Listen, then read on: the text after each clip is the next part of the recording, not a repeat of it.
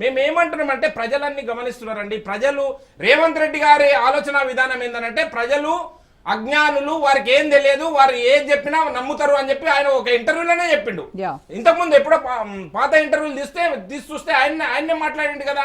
ప్రజలకి ఏదంటే అది చెప్తామండి, మాకు అవకాశం ఉన్న దగ్గర అబద్ధాలు మాట్లాడతాము, దాని ద్వారా రాజకీయంగా లబ్ధి పొందుతాము, దాని ద్వారా మేము కుర్చీలెక్కి కూర్చుంటాము, తర్వాత వాళ్ళ మానాన్ని వాళ్ళని వదిలేస్తామని చెప్తున్నాడు.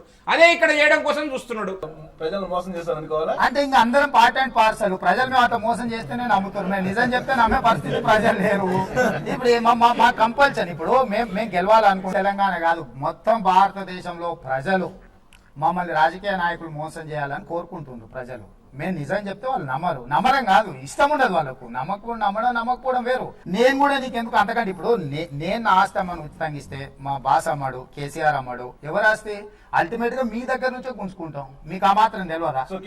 ఎందుకు మమ్మల్ని అబద్ధాలు చెప్పిస్తారు? మరి నేనైతే నా ఆస్తి జూబ్లీహిల్స్ అమ్మను, నా జేబులోకి వెళ్ళి 100 రూపాయలు కూడా తీయను. నేనైతే నా ఆస్తి జూబ్లీహిల్స్ అమ్మను, నా జేబులోకి వెళ్ళి 100 రూపాయలు కూడా తీయను. నేనైతే నా ఆస్తి జూబ్లీహిల్స్ అమ్మను, నా జేబులోకి వెళ్ళి 100 రూపాయలు కూడా తీయను.